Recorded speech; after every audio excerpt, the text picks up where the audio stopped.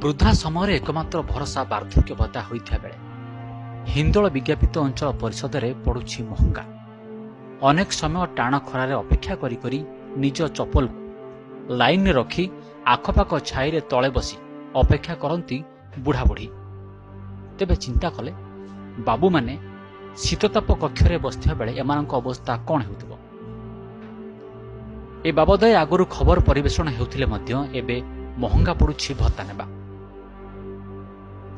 ହିନ୍ଦୋଳ ବିଜ୍ଞାପିତ ଅଞ୍ଚଳ ପରିଷଦ କର୍ତ୍ତୃପକ୍ଷ ଏସବୁ ବାବଦରେ ଜ୍ଞାତ ଥିଲେ ମଧ୍ୟ କୌଣସି ପଦକ୍ଷେପ ନେଉନାହାନ୍ତି। ମୋ ସରକାର ଯୋଜନାରେ ବୃଦ୍ଧ ପିତାମାତାଙ୍କ ପାଖରେ ଭତ୍ତା ପହଞ୍ଚାଇବା ସହଜ ହୋଇପାରିବ କେବେ, ତାହା ଦେଖିବାକୁ ବାକି ରହିଲା।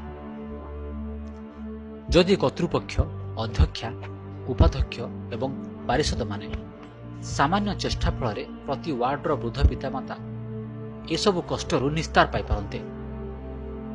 କିନ୍ତୁ ଏ କଷ୍ଟ ସମ୍ବନ୍ଧରେ ସମସ୍ତେ ଜାଣି ମଧ୍ୟ ଅଜଣା। ଉପରିସ୍ଥ ସହରାଞ୍ଚଳ ଉନ୍ନୟନ ବିଭାଗୀୟ ଅଧିକାରୀମାନେ ଏଥିପ୍ରତି ନଜର ଦେବାକୁ ଦାବି ହେଉଛି। ଢେଙ୍କାନାଳ ହିନ୍ଦୋଳରୁ ନିରୋଜ ପାଲଙ୍କ ରିପୋର୍ଟ, ଟିଭିପିସିଆର୍।